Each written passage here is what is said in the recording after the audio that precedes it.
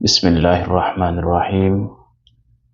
আলহামদুলিল্লাহি রাব্বিল আলামিন ওয়া আকিবাতু লিল মুত্তাকিন ওয়াসসালাতু ওয়াসসালামু আলা আশরাফিল আমবিয়াই ওয়াল মুরসালিন ওয়া আলা আলিহি ওয়া আসহাবিহি আজমাইন, আম্মা বা'দ।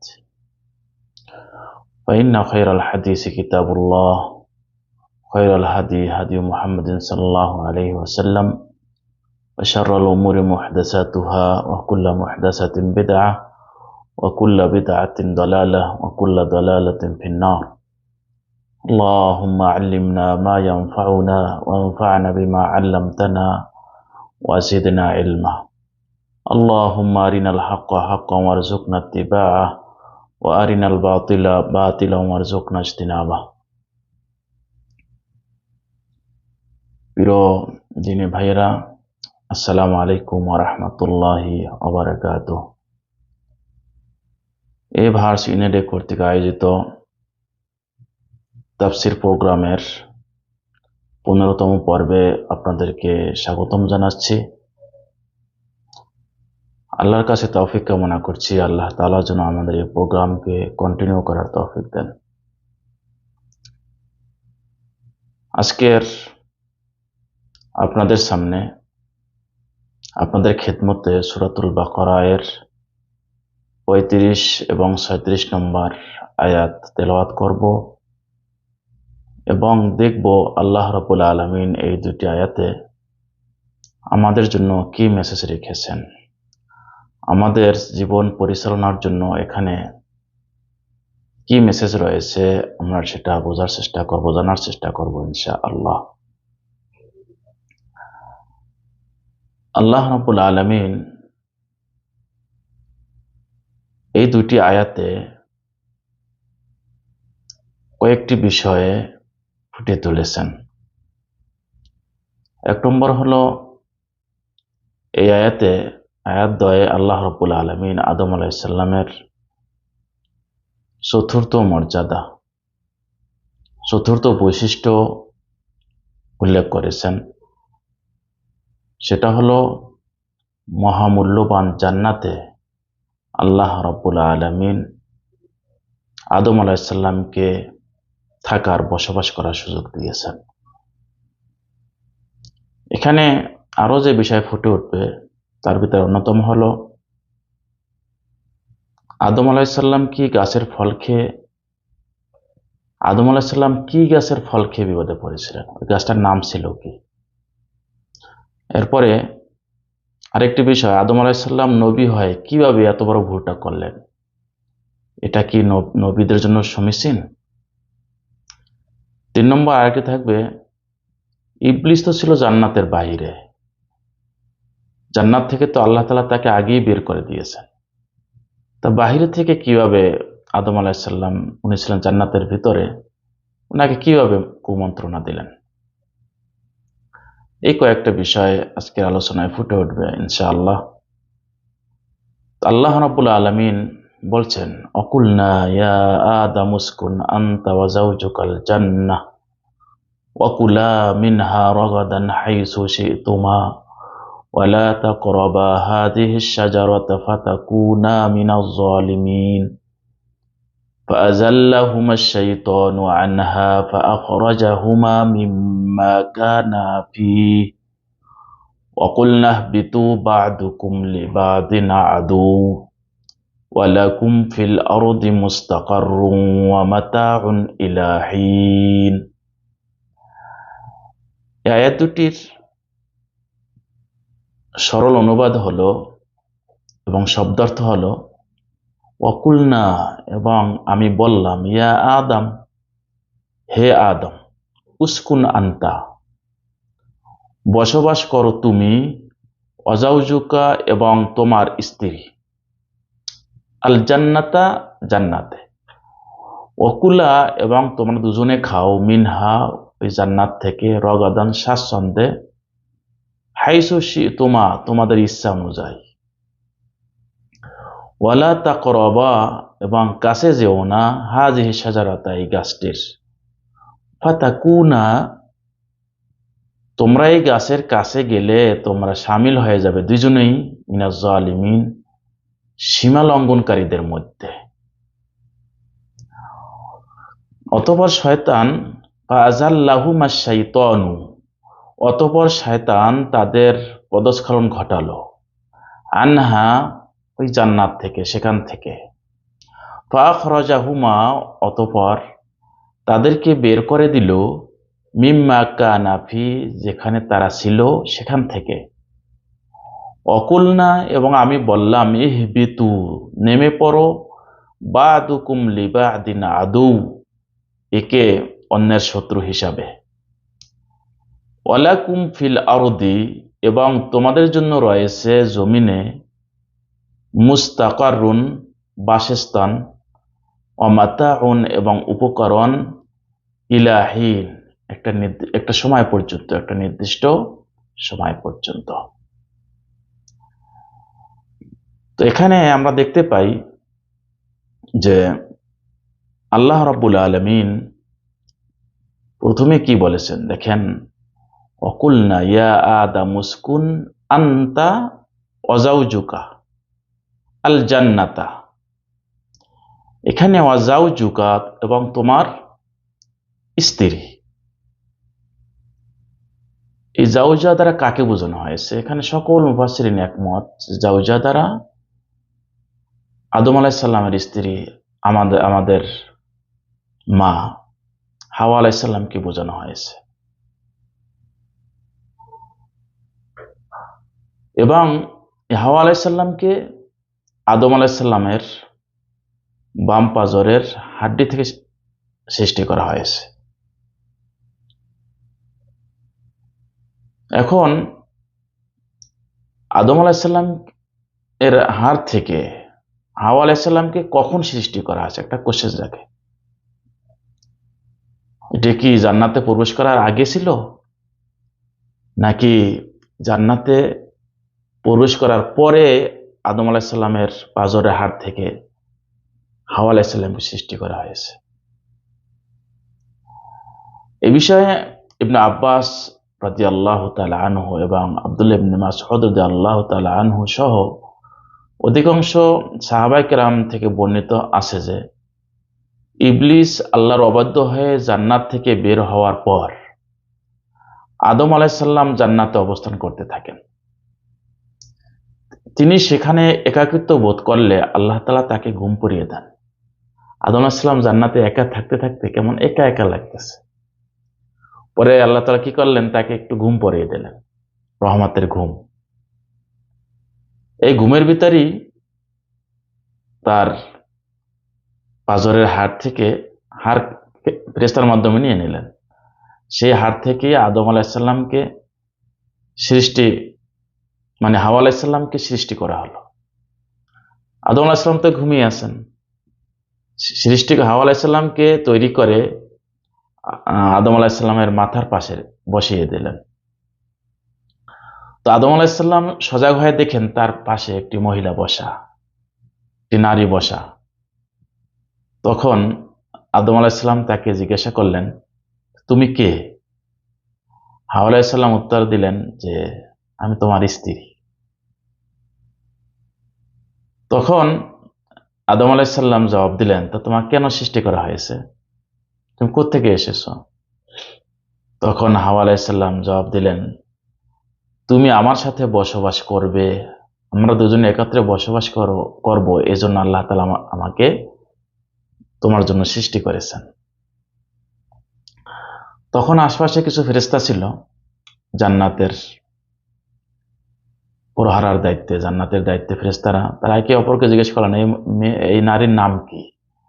আবার কিছু ফেরেশতা জবাব দিলেন, তার নাম হইল হাওয়া, কারণ তাকে জীবিত বস্তু থেকে সৃষ্টি করা হয়েছে, তাকে হাওয়া বলা হয়েছে।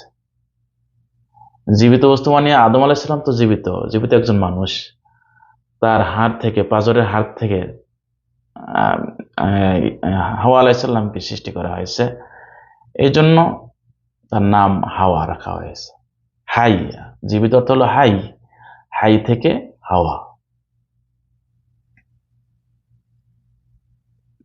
আবার কেউ কেউ বলে, আরেকটা মত আছে, কতিপয় মুফাসসিরিন বলেছেন ইবলিস আল্লাহর অবাধ্য হয়ে জান্নাত থেকে বিতাড়িত হওয়ার পর ফেরেশতার একটি দল আদম এবং হাওয়া আলাইহিসসালামকে এই সজ্জিত জান্নাতে নিয়ে আসেন।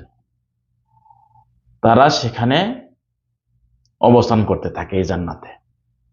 তাহলে এর থেকে বোঝা যায় কি, হাওয়া আলাইহিসসালামকে সৃষ্টি করা হয়েছে জান্নাতে প্রবেশ করার পূর্বেই, জান্নাতে প্রবেশ করার পূর্বে, এবং তারা দুইজনে একত্রেই আল্লাহর অনুমতি পেয়ে জান্নাতে প্রবেশ করেছেন। ওয়াকুলনা ইয়া আদম উসকুন আনতা ওয়া যাওজুকাল জান্নাহ, এই আয়াত থেকেও বোঝা যায়, আমরা যে আয়াত আলোচনা করতেছি এই আয়াত থেকেও বোঝা যায় যে আল্লাহ তাআলা আদম এবং হাওয়াকে জান্নাতে প্রবেশ করার পূর্বেই সৃষ্টি করেছেন, অর্থাৎ হাওয়া আলাইহিসসালামকে বিশেষ করে। কারণ এখানে বলা হয়েছে ওয়াকুলনা ইয়া আদম উসকুন আনতা ওয়া যাওজুকাল জান্নাহ, তুমি এবং তোমার স্ত্রী। যদি তখন আল্লাহ তাআলা যখন তাকে পারমিশন দিলেন জান্নাতে থাকার, যদি হাওয়া আলাইহিস সালাম নাই থেকে থাকেন, তাহলে কিও বললেন যে আনতা ওয়া যাওজুকাল জান্নাহ। এ থেকেও বোঝা যায় যে আদম আলাইহিস সালাম এর সাথে যে হাওয়া আলাইহিস সালামকে আদম আলাইহিস সালাম জান্নাতে প্রবেশ করার পূর্বেই সৃষ্টি করা হয়েছে।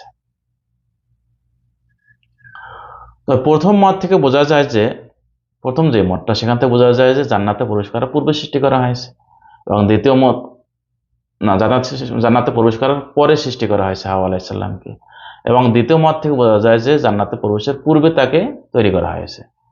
তবে এর হাকিকত সম্পর্কে আল্লাহ তাআলাই ভালো জানেন, এটা জানা অতটা দরকার না। আমাদের শুধু বিশ্বাস করা দরকার যে আল্লাহ তাআলা আদম এবং হাওয়াকে সৃষ্টি করেছেন, এবং তাদের থেকেই এই মানে সময়ের এই পালাক্রমে, সময়ের এই মানে আগমনে, পরিবর্তনে আজকের এই কোটি কোটি মানুষ, প্রায় 700 কোটি মানুষ, আমাদের সবার পিতাকে আদম আলাইহিস সালাম, আমাদের সবার মাতাকে হাওয়া আলাইহিস সালাম।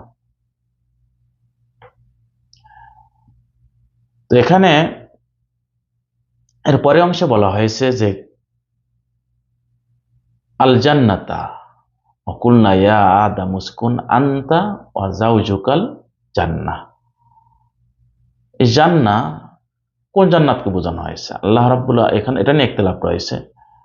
আল্লাহ তাআলা যে মানব জাতির জন্য তারা যদি ভালো কাজ করে তাদের জন্য যে জান্নাত তৈরি করে রেখেছেন, এখানে কি সেই জান্নাতকে বোঝানো হয়েছে, নাকি আদম এবং হাওয়াকে পরীক্ষার জন্য একটা ভিন্ন একটা জান্নাত দুনিয়াতে তৈরি করা হয়েছে, অথবা আসমান তৈরি করা, সেটাকে বোঝানো হয়েছে? এটা নিয়ে তিনটা কথা পাওয়া যায়। আবুল কাসেম আল বালখি এবং আবু মুসলিম আল আসবাহানি রহমাতুল্লাহ আলাই, তারা বলেন যে আদম এবং হাওয়াকে পরীক্ষার জন্য এই পৃথিবীর কোনো একটা জায়গাতে কি করা হয়েছে, তাদের পরীক্ষার জন্য একটা জান্নাত তৈরি করা হয়েছে, স্পেশাল একটা জান্নাত, যেটা শুধু পরীক্ষার জন্যই, খানেকের জন্য তৈরি করা হয়েছে।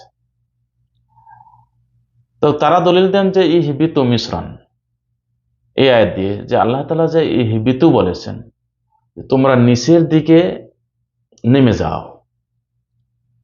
তো এটা শুধু নিচের দিকে নেমে যাওয়া অর্থে আসে না, বরং কোনো জায়গায় চলে যাওয়া, পাঠিয়ে দেওয়া, সেক্ষেত্রে ইহবিতু ব্যবহার হয়। যেমন ইহবিতু মিসরা বলা হয় যখন বনী ইসরাঈলেরা তারা নিজেরা চাষাবাদ করে খাবে, তখন আল্লাহ বলেছেন ইহবিতু মিসরা ফাইন্না লাকুম মা সাআলতুম। এই হিসাবে তারা মনে করেন যে এটা একটা পরীক্ষা ক্ষেত্র ছিল, এটা দুনিয়াতেই ছিল। ইমাম আল জুব্বাই রাহমাহুল্লাহ, তিনি মুতাজিলি, তিনি মনে করেন না, এটা ছিল আকাশেই, সপ্তম আকাশে ছিল। তবে ওইটা যে জান্নাত সম্পর্কে আমরা জানি, অর্থাৎ ভালো মানুষের জন্য আল্লাহ তাআলা যে জান্নাত রেখেছেন, জান্নাতুল খুলদ, স্থায়ী, ওই জান্নাতকে বোঝানো হয় না। এটা সপ্তম আকাশে আল্লাহ তাআলা অন্য আরেকটি জান্নাত তৈরি করেছেন শুধু পরীক্ষার জন্য, সেই জান্নাতকে বোঝানো হয়েছে। তো তৃতীয় যে মতটা, আহলে সুন্নাত ওয়াল জামাতের অধিকাংশ উলামায়ে কেরাম মনে করেন এখানে জান্নাত, এটা ওই স্থায়ী জান্নাতকে বোঝানো হয়েছে। স্থায়ী জান্নাত যেখানে মুমিনদেরকে থাকার জন্য দেওয়া হবে, তাদের ভালো কাজের বিনিময়ে, বিচারের পরে, কিয়ামতের দিন বিচারের পরে, ওই জান্নাতেই আদম আলাইহিস সালাম এবং হাওয়া আলাইহিস সালামকে রাখা হয়েছিল। তো তারা দলিল দেন যে এখানে যে আল জান্নাহ, যে অকুলনা ইয়া আদাম উসকুন আনতা ওয়া যাওজুকা আল জান্নাহ, যে আলিফ লামটা রয়েছে এটাকে বলা হয় আলিফ লাম আল আহাদি। আলিফ লাম আল আহাদি মানে হলো যে এখানে নির্দিষ্ট কোনো একটা জিনিসের প্রতি দালালত করার জন্য হয়। এখানে আল জান্নাত একটা নির্দিষ্ট একটা জান্নাত, যে জান্নাতটা মানুষ সচরাচর যে জান্নাত সম্পর্কে জানে, যে জান্নাতটা মারুফ, ওই জান্নাতের প্রতি ইঙ্গিত করার জন্য আলিফ লামটা এখানে বসানো হয়েছে। সুতরাং এই জান্নাতটা হলো জান্নাতুল খুলদ, স্থায়ী জান্নাত, যে জান্নাত আল্লাহ তাআলা মুমিনের জন্য রেখেছেন। তবে ফখরুদ্দীন আল রাজি রাহিমাহুল্লাহ তিনি মনে করেন যে উপরের তিনটি মতই সঠিকের কাছাকাছি। তবে কোনটা অধিকতর সঠিক, যে কোনটাকে আল্লাহ বুঝেছেন, এটা আল্লাহ তাআলাই ভালো জানেন। এটা নিয়ে এত ইখতিলাফ করার বিষয় না, তো বিশ্বাস করার বিষয়। আল্লাহ রাব্বুল আলামিন যে জান্নাতে করেছেন এটা বিশ্বাস করার বিষয়, এখানে ইখতিলাফের বিষয় না। এটা ইমাম ফখরুদ্দীন আল রাজি রাহিমাহুল্লাহ বলেন। এরপরে কি বলা হয়েছে যে ওয়ালা তাকরাবা হাযিহি শাজারাতা, তোমরা এই গাছের কাছেও যেও না। এখন প্রশ্ন, এই গাছটা কি গাছ ছিল? এমন কি গাছ ছিল যে গাছটা এত বিষাক্ত, এত ভয়ঙ্কর ছিল, ওখানে গেলেই কেউ জালেম হয়ে যায়? আসলে এখানে গাছের ভয়ঙ্করের বিষয় না, এটা হলো আল্লাহর নির্দেশের খিলাফ করার একটা বিষয়। আল্লাহর যে একটা নিষেধ ছিল, নিষেধকে উপেক্ষা করে ওখানে গেছে, এটা ছিল ভয়ঙ্কর। গাছটা ভয়ঙ্কর, এই জন্য জালেম হয়ে যাবেন, জালেম হয়ে গেছেন, বিষাক্ত ছিল, এর বিষয়টা এমন না।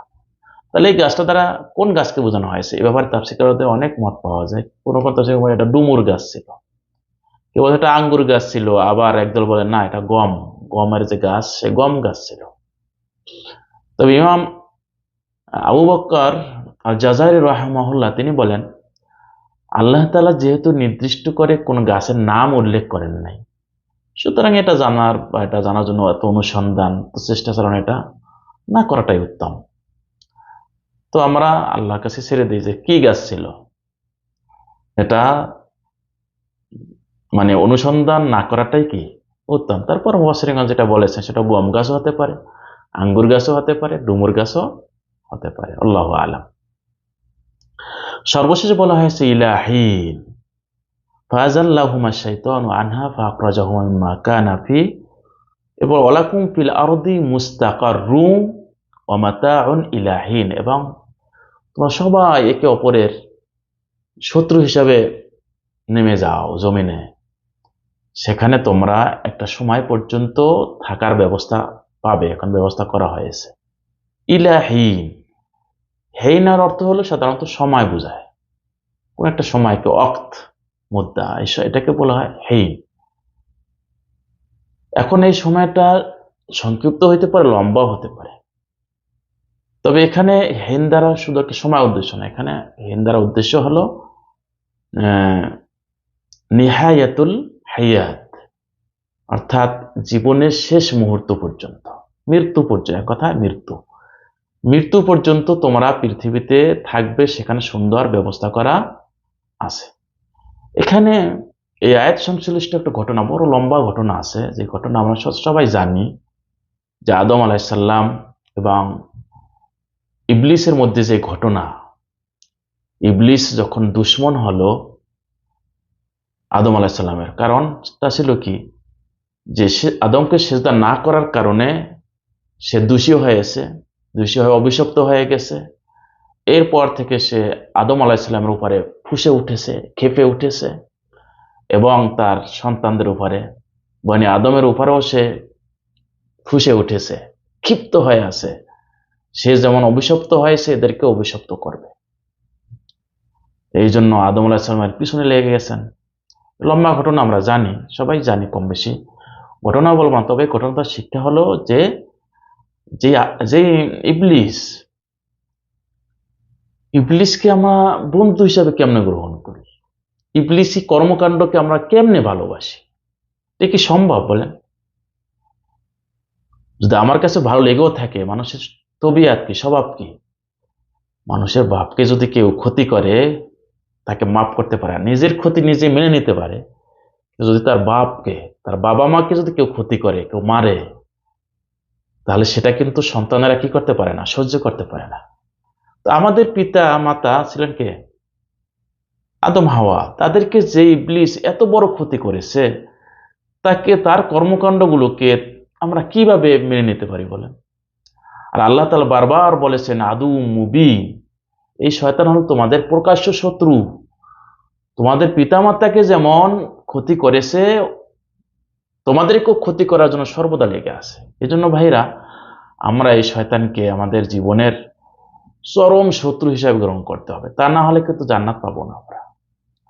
আল্লাহ তাআলা আমাদেরকে আমাদের জন্য তার রিদা, তার সন্তুষ্টি এবং জান্নাতকে কবুল করুন, আল্লাহুম্মা আমিন।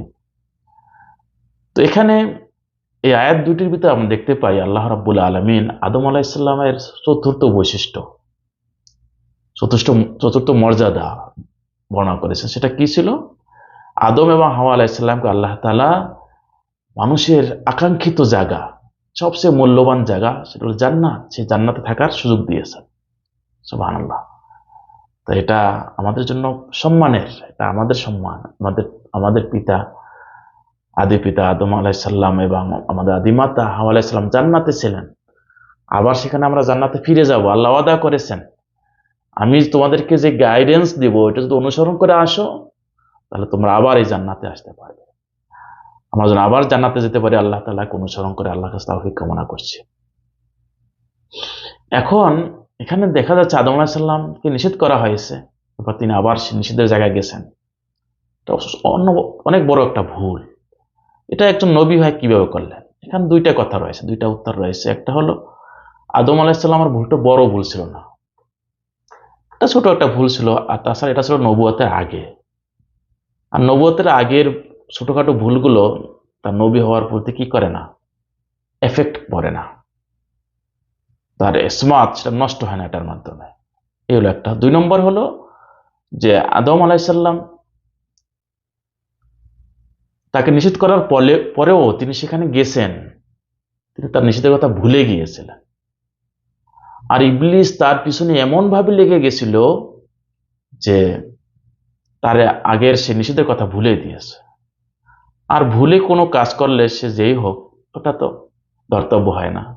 সেই হিসাবে আদম আলাইহিস সালাম এই ভুলে জড়ানোটা তার নবুয়তের প্রতি কোনো মানে সাইড এফেক্ট, এটা কোনো এফেক্ট পড়ে না। তাছাড়া আমরা দেখতে পাই পরের অংশে যে ফাজাল্লাহুমা শাইতানু আনহা ফাখরাজামা। সূরা আরাফের আয়াত থেকে দেখতে পাই আমরা আল্লাহ তাআলা ইবলিসকে জান্নাত থেকে বের করে দিয়েছেন, এরপরে আদম হাওয়াকে থাকতে দিয়েছেন জান্নাতে। আর এখানে থেকে বোঝা যায় যে কি ইবলিস জান্নাতে আদম হাওয়াকে ওয়াসওয়াসা দিয়েছে। তাহলে কোনটা ঠিক? এখানে ইবলিস সে কোথায় ছিল? জান্নাতের বাহিরেই ছিল, জান্নাতের ভিতরে না।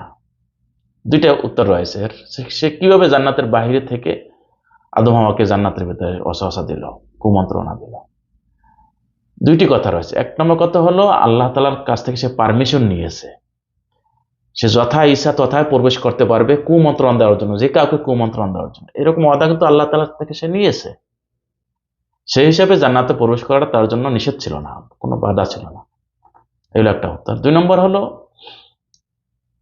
শয়তান আল্লাহ থেকে এমন ভাবে এমন ক্ষমতা নিয়েছেন মানুষকে ওয়াসওয়াসা দেওয়ার জন্য, সে মানুষের রক্তের যে রগ আছে, রগে রগে চলতে পারে।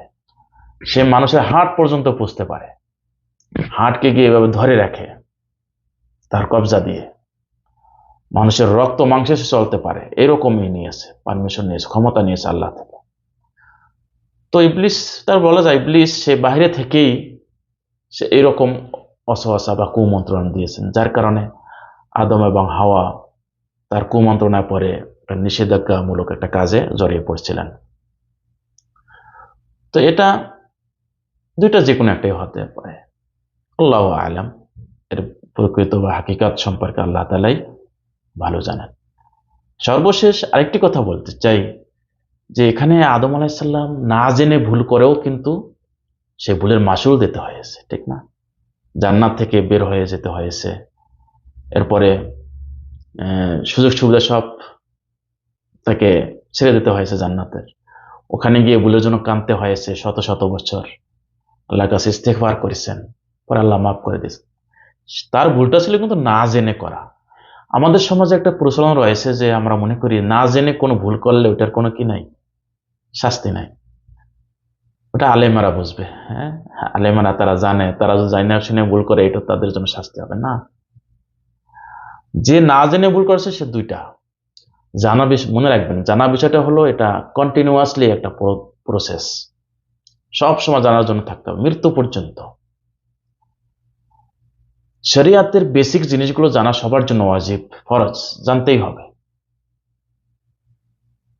তো যে না জেনে ভুলের ভিতরে আছে এবং জানার চেষ্টাও করে না, সে তার দুইটা গুনাহ, জানে না এর জন্য, ভুল করেছে ভুলের জন্য। আর যে জেনে ভুল করে, সে জেনেছে, এটার জন্য গুনাহ নাই, তার গুনাহ একটা, হ্যাঁ, সে ভুল করেছে এর জন্য। হ্যাঁ, যদি ওজোর হয়, কেউ যদি প্রতিবন্ধী হয়, জানার কোনো তার ওয়ে নাই, তার মেধা নাই, সে বুঝে না, তার জন্য মাপ। যেমন পাগল, সে না জানে না এই জন্য ভুল করতেছে, তার জন্য মাপ। তা আল্লাহ রাব্বুল আলামিন আমাদেরকে এই আয়াত থেকে যে শিক্ষা দেন এগুলো আমল করার তৌফিক দান করেন। এই শিক্ষাগুলো ধারণ করে যেন আমরা আয় করতে পারি, আল্লাহর কাছে তৌফিক কামনা করছি। এখানে দুইটা আমল আয়াত থেকে, একটা হলো ইবলিসকে যেন আমরা চিরশত্রু হিসাবে গ্রহণ করি, সব সময় রাখতে হবে ইবলিস আছে, ইবলিস আমার পিছনে লেগে আছে, ইবলিসকে চিরশত্রু হিসাবে গ্রহণ করতে হবে। 2 নম্বর হলো যে কোনো ভুল হলেই সাথে সাথে তাওবা করতে হবে, ভুল করেছি, গুনাহ করেছি, সাথে সাথে তাওবা, ইস্তেগফার করতে হবে আল্লাহর কাছে। আল্লাহ তাআলা আমাদেরকে এই আয়াত থেকে যে শিক্ষা দিলেন সেই শিক্ষাগুলো যেন আমরা আমাদের জীবনে বাস্তবায়ন করতে পারি, এ তৌফিক কামনা করছি। সুবহানাকাল্লাহুম্মা ওয়া বিহামদিকা আশহাদু আল্লা ইলাহা ইল্লা আনত আস্তাগফিরুকা ওয়া আতুবু ইলাইক। আসসালামু আলাইকুম ওয়া রাহমাতুল্লাহি ওয়া বারাকাতুহু। A words in a day.